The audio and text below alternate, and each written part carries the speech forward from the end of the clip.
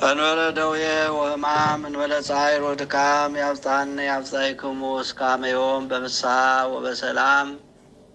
ያለ ደዌና ያለ ሕመም ያለ ጻዕርና ያለ ድካም በሰላም ለብርሃነ ትንሣኤው ያድርሰን።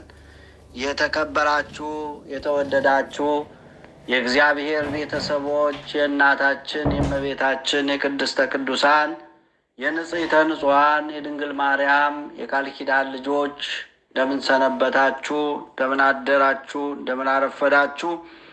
ልዑል እግዚአብሔር የአባቶቻችን አምላክ ፈጣሪያችን ስሙ ለዘላለሙ የተመሰገነ ይሁን። እንኳን ለጸሎተ ሐሙስ በሰላም በጤና በሕይወት ጠብቆ አደረሳችሁ አደረሰን። እንግዲህ ከሰኞ ጀምረን ወይም ከእሁድ ጀምረን እሁድ የነበረውን የምስጋና ቀን ድንጋዮች ያመሰገኑበት፣ ሕፃናት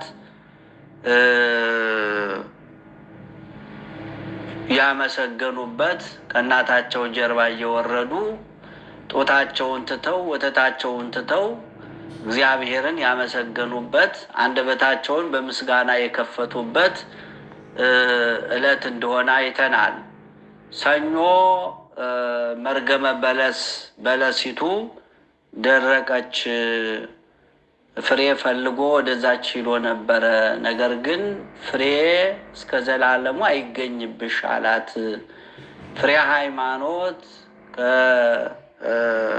ከእስራኤል ወይም በለስ የተባሉ እስራኤል ናቸው። በለስ ብሂል ቤተ እስራኤል እሙንቱ፣ ሃይማኖት ፈልጎ ከእነሱ ምግባር ፈልጎ ፍቅር ፈልጎ ወደ እነሱ ተመለከተ። ነገር ግን ሃይማኖት፣ ፍቅር፣ ምግባር አልተገኘባቸውም እስከ ዘላለሙ አይገኙብሽ ብሎ እስከ ዘላለም ድረስ እስካሁን ድረስ እምነት የላቸውም። እስካሁን ድረስ ጌታችን ከእመቤታችን መወለዱን እስካሁን ድረስ አያምኑም።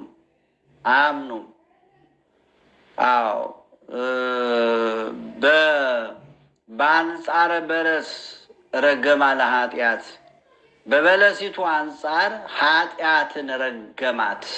ኃጢአት በዛን ጊዜ ሰፍታ እንደ በለስ ቅጠል ሰፍታ ነበረች። ሰውን ሁሉ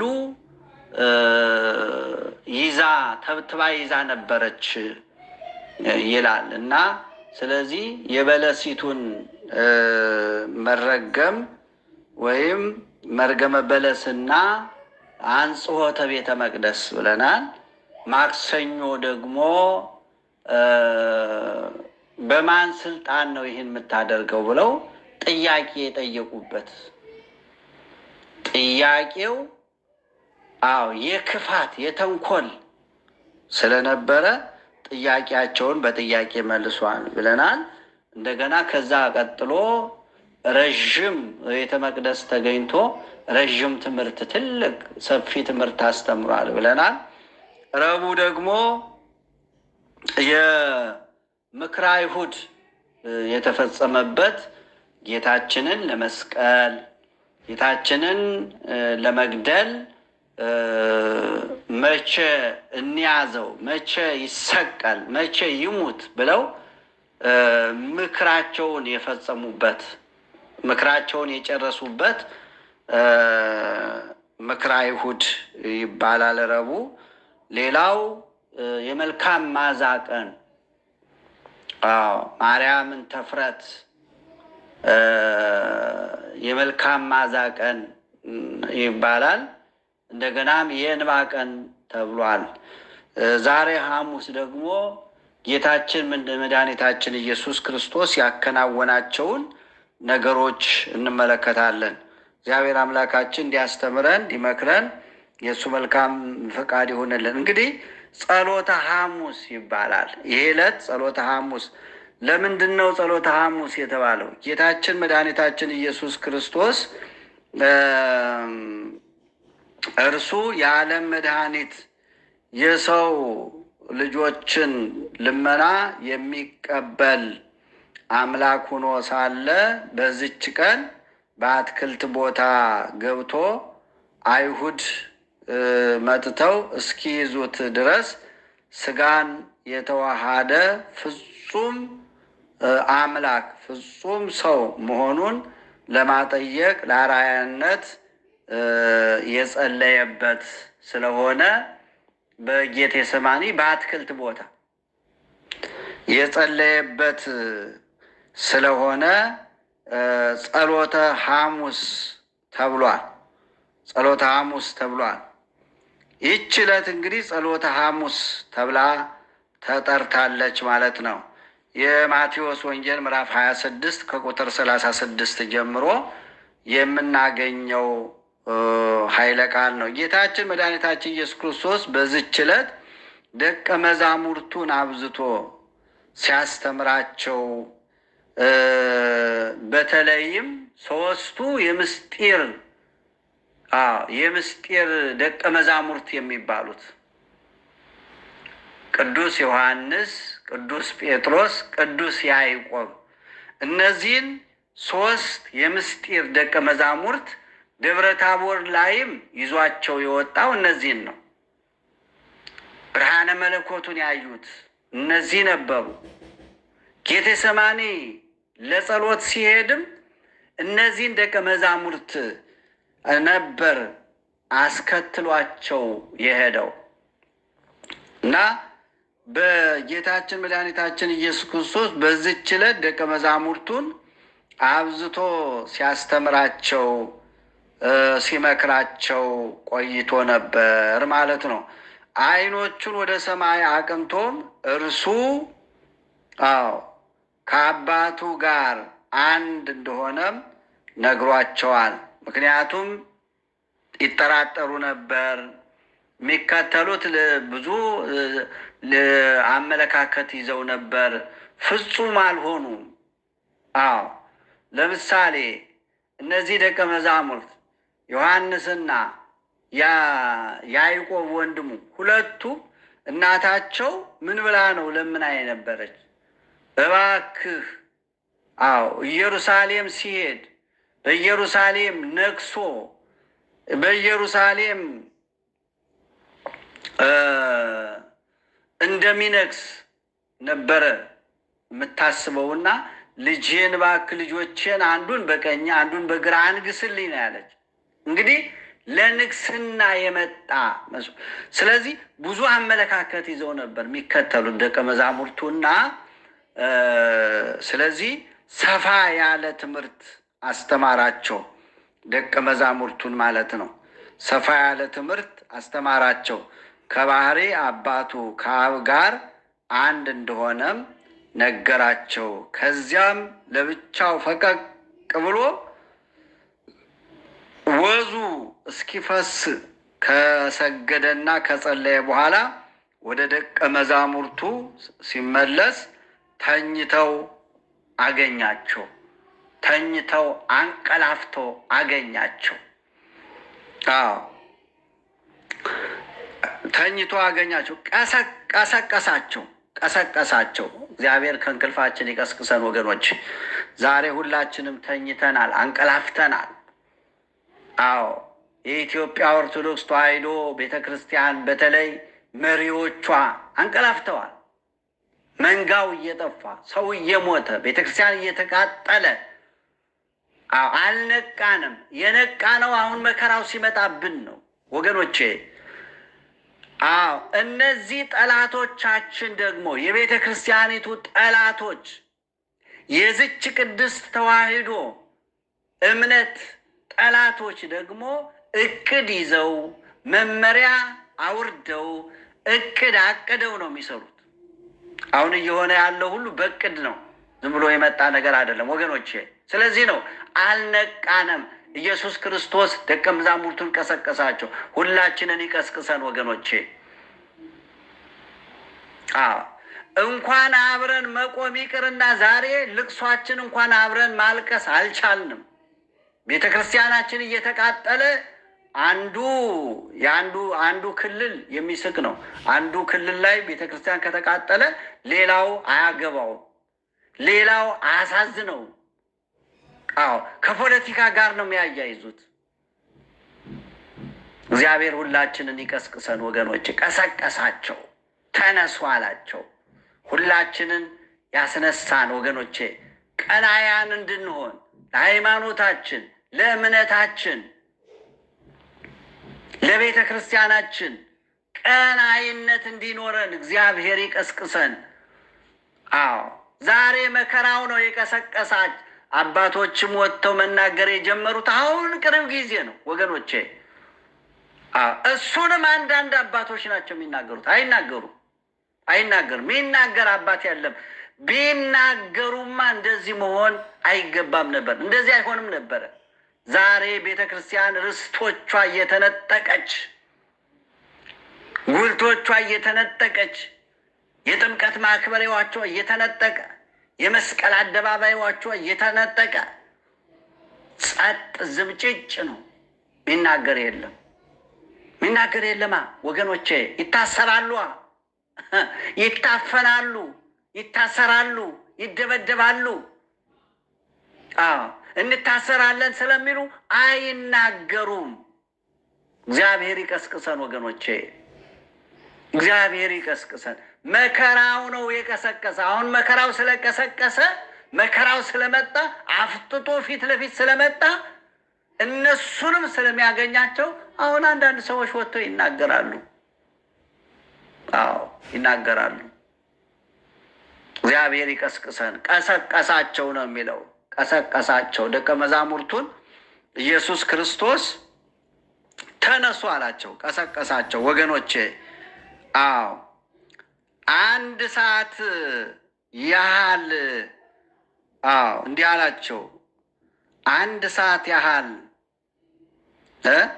ሲመለስ ተኝተው ስላገኛቸው አንድ ሰዓት ያህል እንኳን ከኔ ጋር መትጋት አቃታችሁን አላቸው።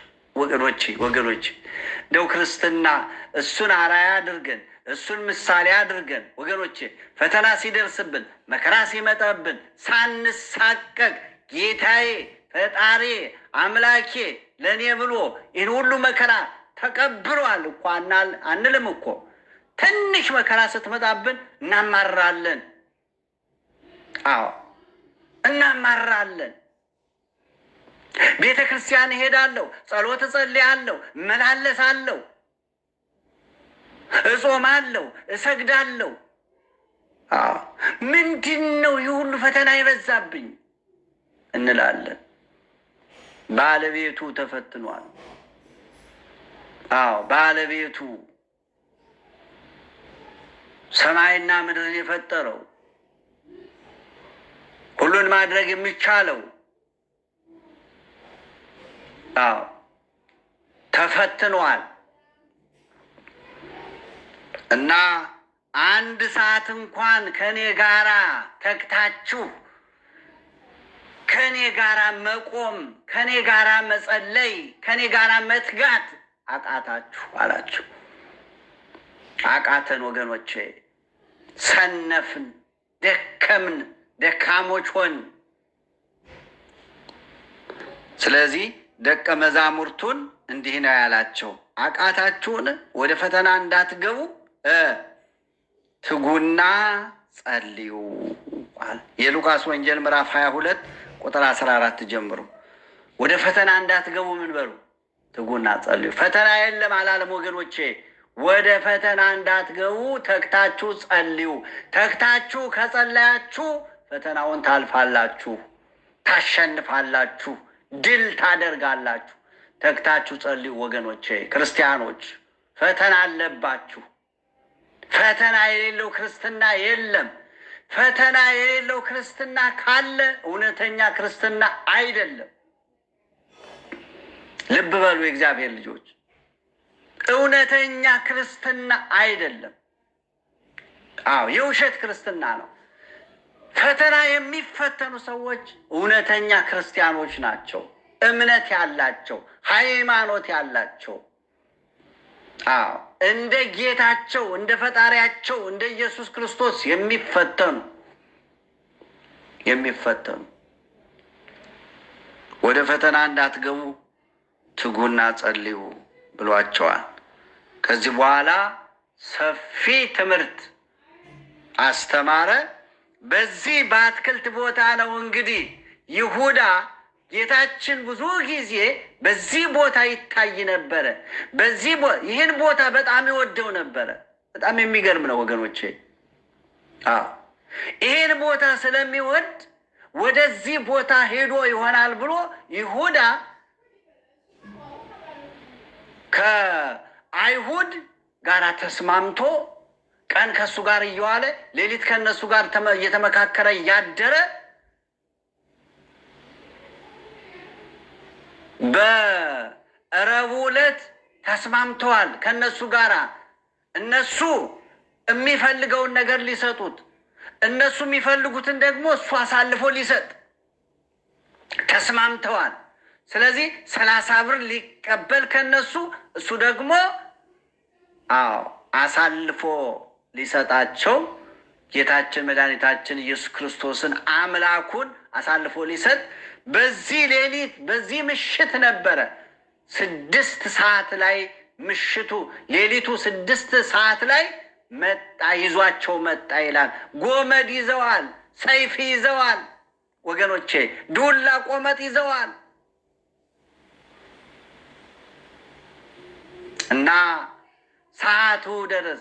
ጌታችን መድኃኒታችን ኢየሱስ ክርስቶስ ክብር ይግባውና ጸሎቱን ከጨረሰ በኋላ ሐዋርያት ደቀ መዛሙርቱን ቀሰቀሳቸው ይላል። ሁላችንን ይቀስቅሰን ወገኖቼ፣ ለጸሎት ይቀስቅሰን፣ ለምግባር ይቀስቅሰን፣ ለሃይማኖት ይቀስቅሰን፣ ለቀናይነት ይቀስቅሰን፣ ለአምልኮት ይቀስቅሰን ወገኖቼ፣ ለፍቅር ለአንድነት ይቀስቅሰን፣ ለበጎ ስራ ይቀስቅሰን ሁላችንን ወገኖቼ። ቀሰቀሳቸው፣ ተነሱ እና ሰዓቱ ደርሷል እንሂድ አላቸው።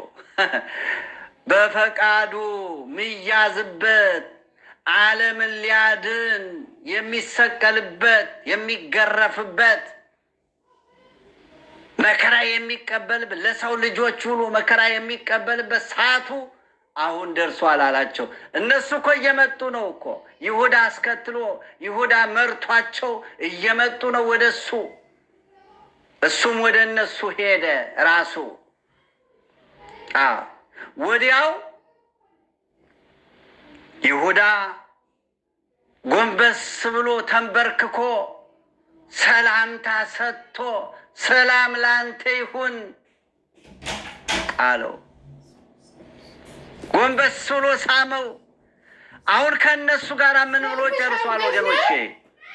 ሄጄ ስማለሁ። ጌታችን መድኃኒታችን ኢየሱስ ክርስቶስና ቅዱስ ዮሐንስ ወንጌላዊ በመልክ ይመሳሰሉ ስለነበረ አይሁድ አይለዩም፣ የትኛው እንደሆነ አያውቁም ለይተው። ስለዚህ እሱ ለይቶ ስለሚያውቅ ወዲያው ሊስም ጎንበስ አለ። በሲምኑ ታገቦ ለወልደ እጓለ እመሕያው አለ ጌታችን መድኃኒታችን ኢየሱስ ክርስቶስ።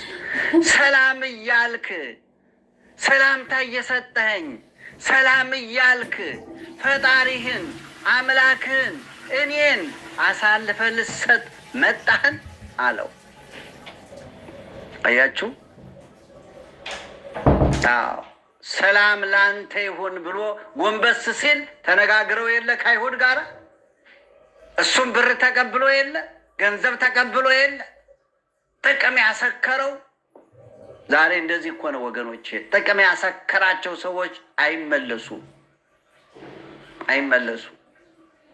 እና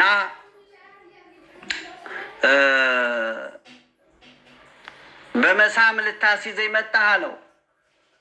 ሰላም ሲል ወዲያው ተረባርበው ያዙ። ለምን? ሰዓቱ ደርሷል። የሚያዝበት የሚገረፍበት በፍርድ አደባባይ ከሊቀ ካህናቱ የሚቆምበት ፈጣሪ ከፍጡር ፊት የሚቆምበት ፈጣሪን ፍጡር ሊዳኝ ፈጣሪ ቁሞ ፍጡር ተቀምጦ የሚፈርድበት ሰዓት ደረሰ።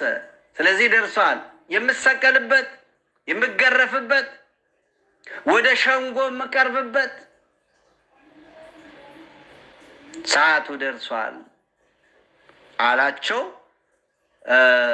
እነሱም ከይሁዳ ጋራ ይሁዳን መሪ አድርገው ጎመድ ይዘው ሰይፍ ይዘው ቆንጨራ ይዘው የተለያየ መሳሪያ ይዘው ከዛ በፊት እኮ ሊይዙ ሞክረው ነበሩ። ማንን ትፈልጋላችሁ ሲላቸው ወዲያው በግንባራቸው ፍግም ብለው ተደፉ ይላል። ወዲያው አስነሳቸው። ተነሱ አላቸው። ሂዱ፣ አሁን ሰዓቱ አልደረሰም አላቸው። ሰዓቱ ሲደርስ ግን ራሱ ወደ እነሱ ሄደ። ክብር ምስጋና ይግባው ወገኖቼ።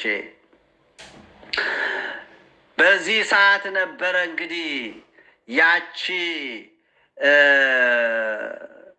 በዮሐንስ ወንጌል ምዕራፍ 8 ላይ ያለችው ያቺ የዳነችው በድንጋይ ተወግራ ልትሞት የነበረችው ጌቴሰማኒ ወደ ጌቴሰማኒ ሲያልፍ በዛ ሲያልፍ እዛ ተቀምጣ ነበረ ይችላል።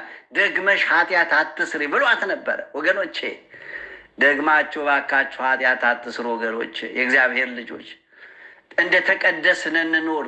ተቀድሳችሁ ንስሐ ገብታችሁ ጾማችሁ ጸልያችሁ ወገኖቼ በንስሐ ሕይወት አልፋችሁ ተመልሳችሁ ወደ ርኩሰት፣ ወደ ኃጢአት፣ ወደ ሐሜት፣ ወደ ዝሙት፣ ወደ ስርቆት፣ ወደ ክህደት አትመለሱ ባካችሁ ወገኖች፣ የእግዚአብሔር ልጆች።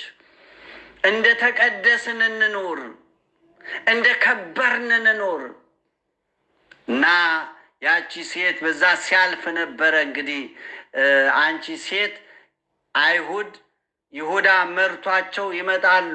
በዚህ ሲያልፉ ኢየሱስ በዚህ አልፏል ብለው ከጠየቁሽ እንዳትነግሪያቸው ብሏት አስጠንቅቋት ሂዶ ነበር።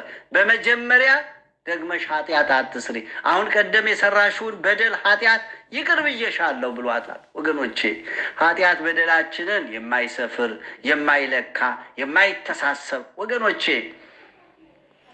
ስንት ነገር ሰርተን እኮ ነው ከፊቱ መተን አልቅሰን ተንበርክከን ጌታ ሆይ ማረኝ ስንለው ወገኖቼ ዝርዝር ውስጥ አይደለም የሚገባው። ይህን ሰርተሻል፣ ይህን ሰርተሻል፣ ይህን አድርገሃል፣ ይህን አድርገሻል አይለንም እኮ ወገኖቼ። በደል ኃጢአታችንን ይደመስሳል፣ ይቅር ይላል። ይቅር ብሏት ነበረ።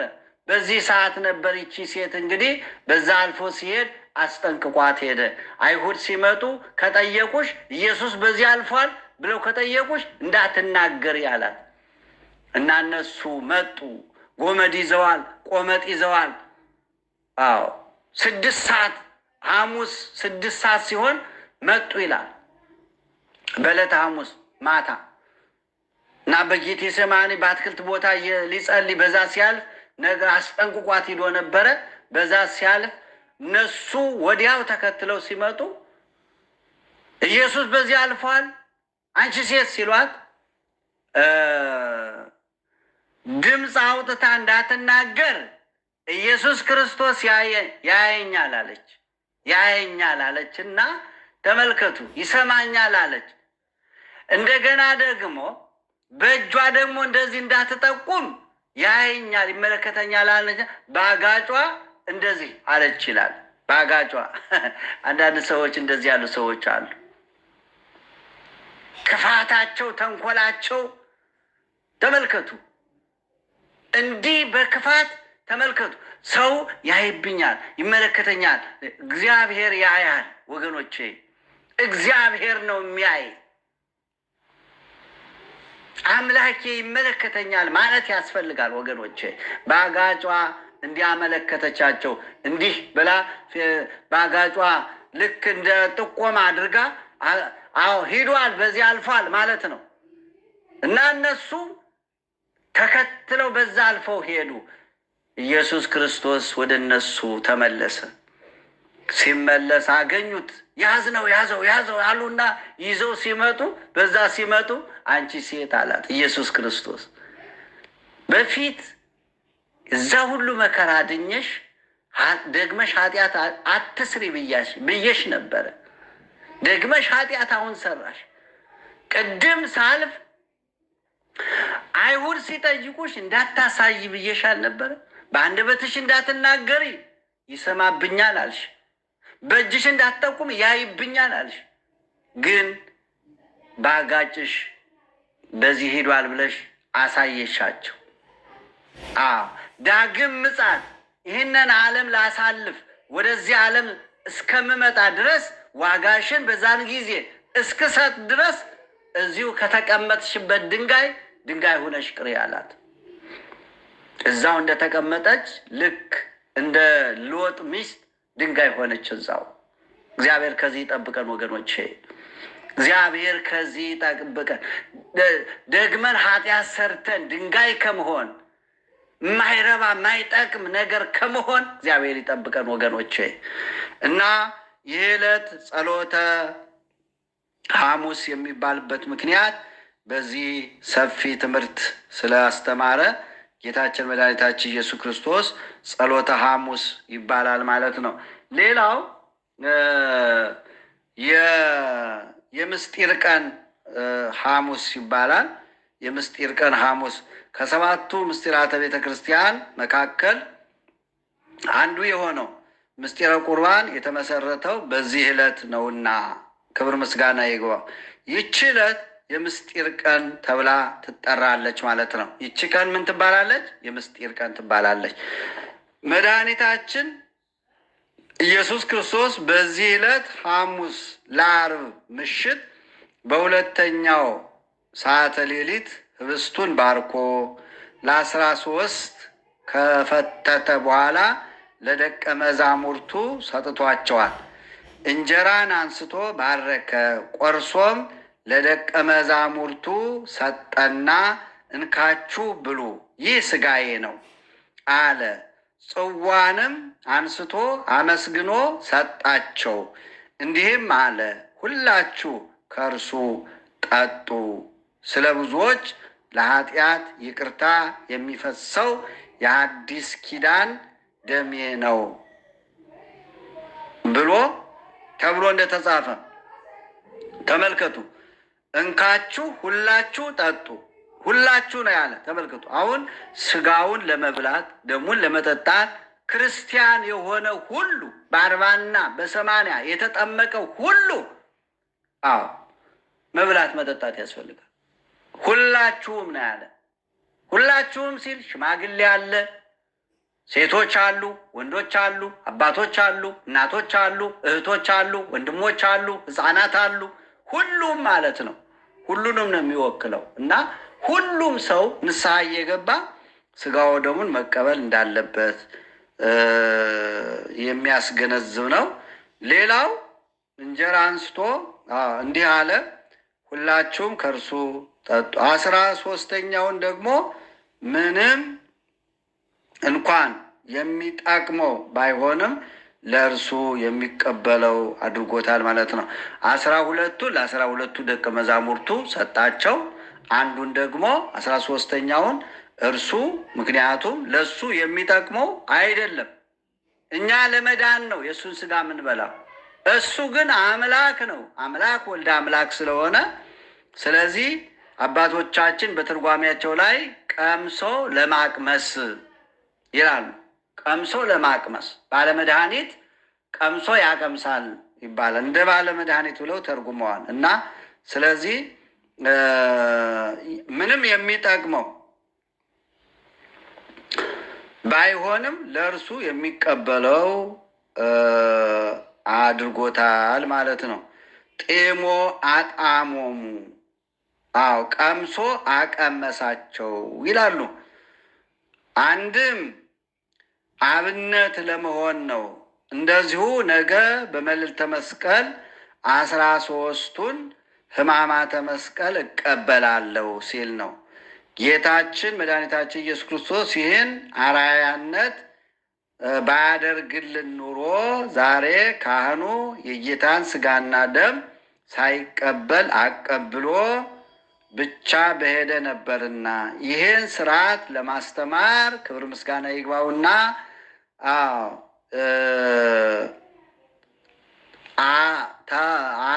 ተቀብሎ አቀበለ ማለት ነው። እሱን አርአያ አድርጎ ዛሬ ካህናቱ ገባሬ ሰናዩ ቄስ ተቀብሎ መጀመሪያ ራሱ ይቀበላል፣ ያቀብላል ማለት ነው። በዚህ መሰረት እኛ ከእርሱ ከመድኃኒታችን ከኢየሱስ ክርስቶስ ጋር አንድ የምንሆንበትን ምስጢር ለደቀ መዛሙርቱ የገለጠባት ዕለት በመሆኗ ይህች ዕለት የምስጢር ቀን ተብላ ትጠራለች ማለት ነው። በዚህች ዕለት የቅዳሴ አገልግሎት የሚፈጸም ሲሆን የቅዳሴው ስርዓትም ዝቅ ባለ ድምፅ በለሆሳስ ነው። እንግዲህ ስርዓቶች አሉ። ቃጭል የለም፣ ደወል የለም። የሚተካው ጸናጽል ነው። በጸናጽል እንደ ቃጭል እየተመታ ቅዳሴ ይከናወናል ማለት ነው። እንግዲህ ስርዓተ ቁርባን ግን ይፈጸምበታል። ይህም የሚደረገው ጌታችን ለእኛ ለሰው ልጆች ለምዕመናን ወገኖቹ የሰጠውን ዘላለማዊ ቃል ኪዳን ለማሰብ ነው ማለት ነው። ምንም ሕማማት ቢሆንም በዚህ ዕለት ግን አንደኛ ሐዲስ ኪዳን የተመሰረተበት ከሰባቱ ምስጢራተ ቤተ ክርስቲያን አንዱ የሆነው ምስጢረ ቁርባን የተመሰረተበት ብሉይ ኪዳን የተሻረበት ወይም ብሉይ ኪዳን በብሉይ ኪዳን የነበረው መስዋዕት በሐዲስ ኪዳን የተተካበት ዕለት ነው። ይሄ ለእኛ ታላቅ ዕለት ነው ማለት ነው። በዚችም ዕለት ኦርቶዶክሳውያን ምዕመናን ቀድመው ራሳቸውን በንስሐ በማዘጋጀት ቅዱስ ሥጋውንና ክቡር ደሙን ይቀበላሉ ማለት ነው። ስለዚህ ምን ብለናል? የምስጢር ቀን ሐሙስ የሚባለው ለዚህ ነው። ሌላው ሶስተኛው የሐዲስ ኪዳን ሐሙስ ይባላል።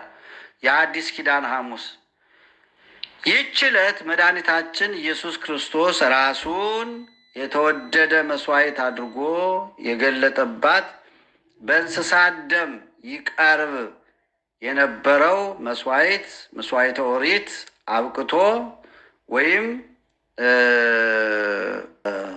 መስዋዕተ ኦሪት ተሽሮ አማናዊው የሐዲስ ኪዳን መስዋዕት ለድኅነተ ዓለም የተመሰረተበትና የተጀመረባት ወይም የተበሰረባትና የተጀመረባት ዕለት በመሆኗ የሐዲስ ኪዳን ሐሙስ የተባለች ትጠራለች ማለት ነው። ክብር ምስጋና ይግባ። መድኃኒታችን ኢየሱስ ክርስቶስ ይህ ጽዋ ስለ እናንተ በሚፈሰው በደሜ የሚሆን ሐዲስ ኪዳን ነው፣ ከእርሱ ጠጡ በማለት እንደተናገረ ቅዱስ ሉቃስ በወንጌሉ ላይ ጽፎልናል። የሉቃስ ወንጌል ምዕራፍ 22 ቁጥር 20 ላይ የምናገኘው ነው ማለት ነው። ሌላው አራተኛው የሕጽበተ እግር ቀን ሐሙስ ይባላል። የሕጽበተ ቀን ወይም የሕጽበተ እግር ሐሙስ በዚህች ዕለት በመጀመሪያ ሰዓት ሌሊት በመጽሐፍ ማበሻም ጨርቅ ወስዶ ታጠቀ። በኋላም በመታጠቢያው ውሃ ጨመረ። የደቀ መዛሙርቱንም እግር ሊያጥብና በታጠቀበት ማበሻ ጨርቅ ሊያብስ ጀመረ። ወደ ስምዖን ጴጥሮስም መጣ። እርሱም ጌታ ሆይ አንተ የኔን እግር ታጥባለህን? አለው። ኢየሱስም መልሶ እኔ የማደርገውን አንተ አሁን አታውቅም፣ በኋላ ግን ታስተውላለህ አለው። ጴጥሮስም የኔን እግር ለዘላለም አታጥበኝም አለው። ኢየሱስም ካላጠብሁህ ከኔ ጋር እድል የለህም ብሎ መለሰለት። ስምዖን ጴጥሮስም ጌታ ሆይ እጄንና ራሴን ደግሞ እንጂ እግሬን ብቻ አይደለም አለው።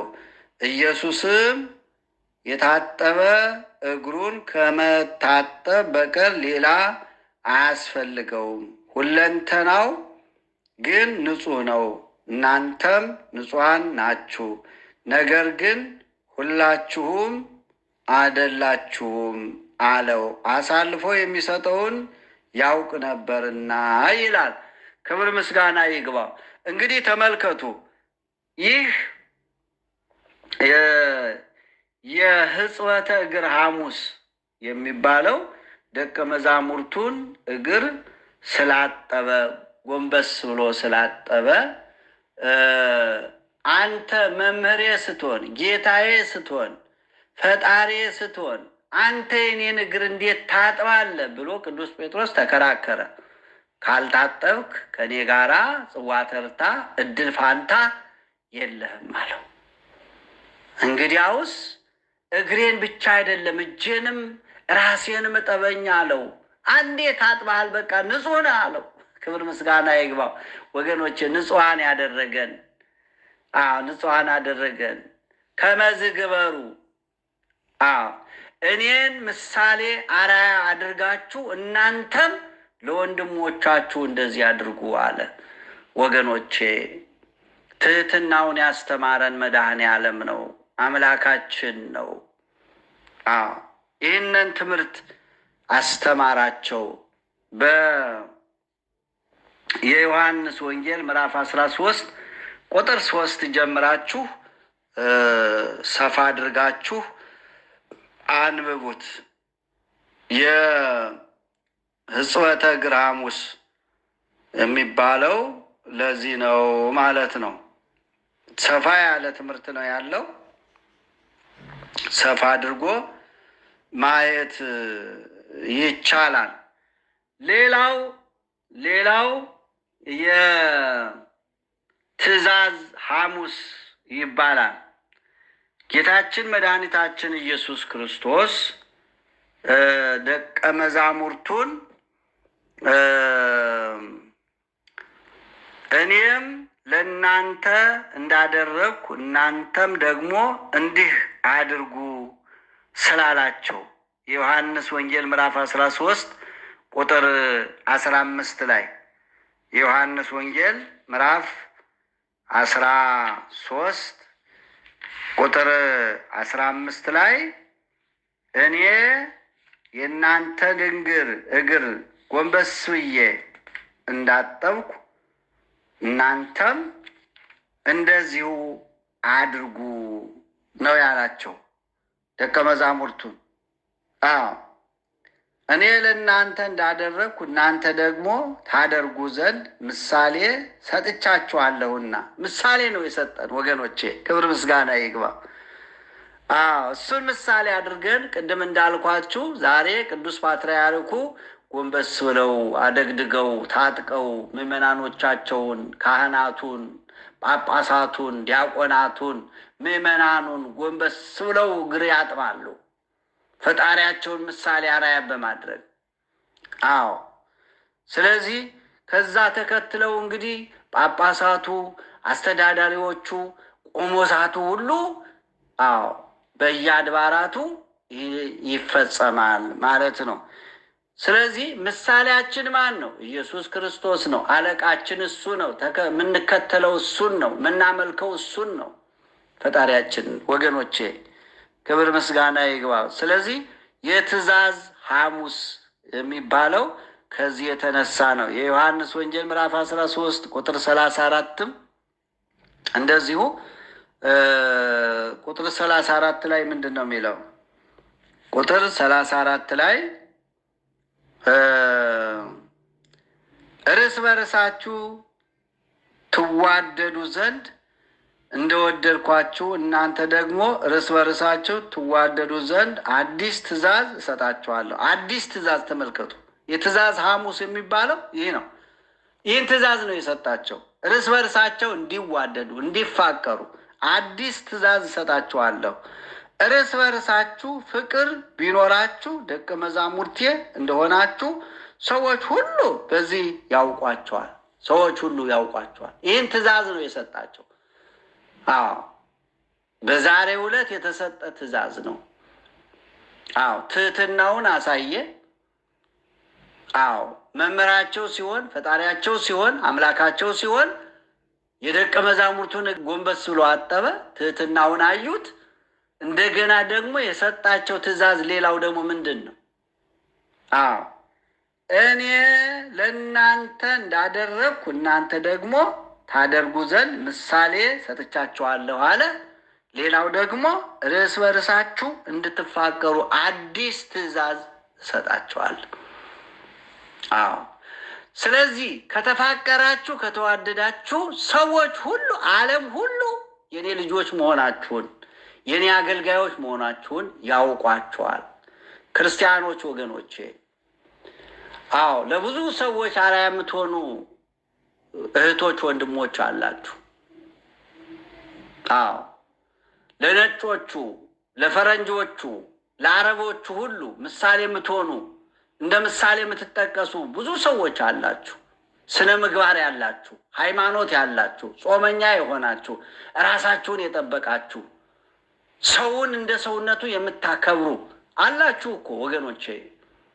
አዎ ይሄ ነው ክርስትና ማለት እና ስለዚህ ፍቅር ጌታችንም እንደዚህ ነው ያለ፣ እርስ በርሳችሁ ፍቅር ቢኖራችሁ ደቀ መዛሙርቴ እንደሆናችሁ ሰዎች ሁሉ በዚህ ያውቋቸዋል። በዚህ ያውቋቸዋል። ፍቅር ካለን በዚህ ያውቁናል ማለት ነው። የእግዚአብሔር ተከታዮች አማኞች መሆናችንን ያውቃሉ ማለት ነው። የዮሐንስ ወንጌል ምዕራፍ 15 ቁጥር 12 ላይም ጌታችን እንደዚህ ነው የሚለው፣ እኔ እንደወደድኳችሁ እርስ በርሳችሁ ትዋደዱ ዘንድ ትእዛዜ ይህች ናት ይላል። ትእዛዜ ይህች ናት። አያችሁ። ስለዚህ የትእዛዝ ሐሙስ የሚባለው ለዚህ ነው። ትእዛዜ ይህች ናት። ትእዛዙ ምንድን ነው? ምን እንድንሆን? እርስ በርሳችን እንድንፋቀር፣ እንድንዋደድ፣ እንድንከባበር። እንከባበራለን ወገኖቼ። አንዳንድ ጊዜ እኮ በጣም ያሳፍራል እኮ።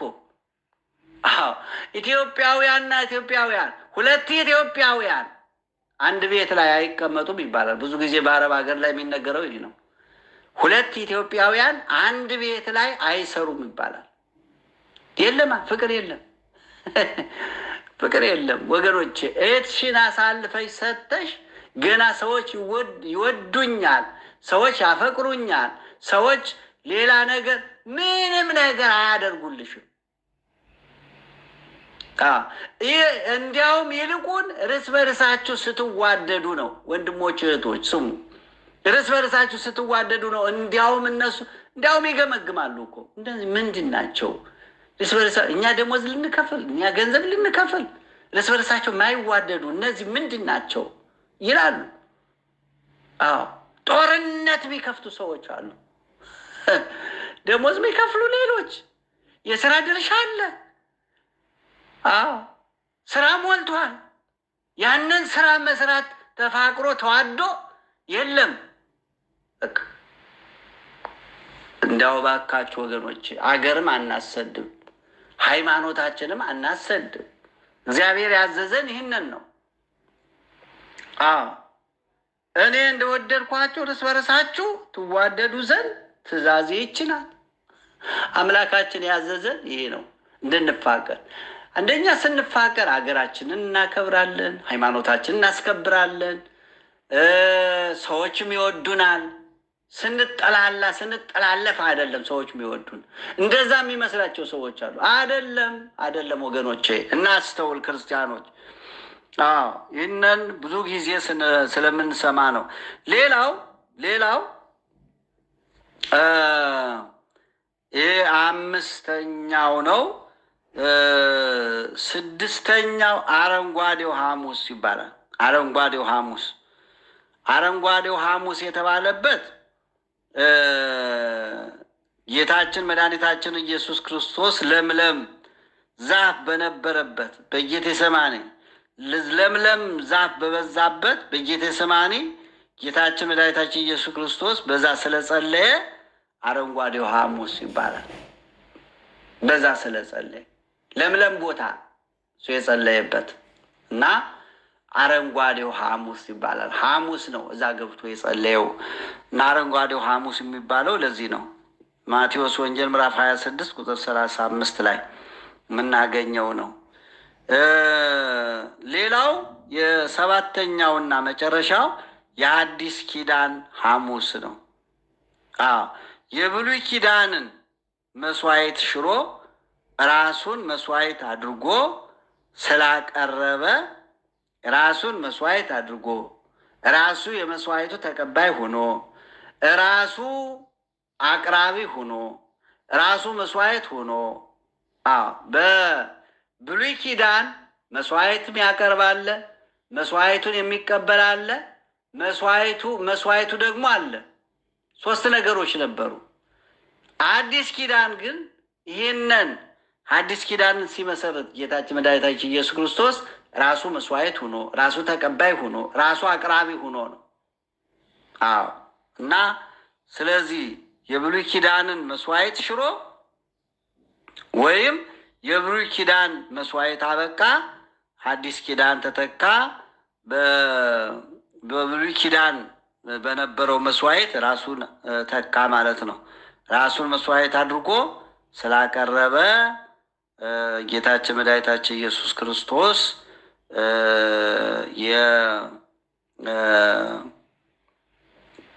የሐዲስ ኪዳን ሐሙስ ይባላል። ሰባተኛውና መጨረሻው የነጻነት ሐሙስ ነው። የነጻነት ሐሙስ የነጻነት ሐሙስ የዮሐንስ ወንጌል ምዕራፍ 15 ቁጥር 15 ላይ የምናገኘው ነው። ከእንግዲህ ባሮች አይደላችሁም ብሏል። የዮሐንስ ወንጌል ምዕራፍ 15 ቁጥር 15 ላይ እንዲህ ይላል፣ ከእንግዲህ ወዲህ ባሮች አልላችሁም፣ ባሪያ ጌታው የሚያደርገውን አያውቅምና፣ ወዳጆች ግን ብያችኋለሁ። ክብር ምስጋና ይግባው። ባርነት የለም ወገኖቼ። ኢየሱስ ክርስቶስ ወደዚህ ዓለም ከመጣ ከድንግል ማርያም ከተወለደ ስጋውን ቆርሶ ደሙን አፍስሶ ሁላችንንም ነፃ ካደረገ በኋላ ባርነት የሚባል ነገር የለም። ባሪያ የለም። ከባርነት ነፃ አውጥተናል። አምላካችን ነፃ አድርጎናል። ሐዋርያው ቅዱስ ጳውሎስም ይህንን የነፃነት ቀን ይላል። ነፃ የወጣችሁበትን ቀን ይላል እና ባሮቼ አልላችሁም፣ ወዳጆቼ ግን ብያችኋለሁ። አገልጋዮቼ፣ ባለሟሎቼ፣ ወዳጆቼ ብያችኋለሁ ይላል እና ስለዚህ አምላካችን ፈጣሪያችን ኢየሱስ ክርስቶስ በዕለተ ሐሙስ እነዚህን ነገሮች አከናውነዋል ማለት ነው። ሐዋርያው ቅዱስ ጳውሎስም ገላትያ ምዕራፍ 5 ላይ በነፃነት ልንኖር ክርስቶስ ነፃነት አወጣን። ልብ በሉ። በነፃነት ልንኖር ክርስቶስ ነፃነት አወጣን።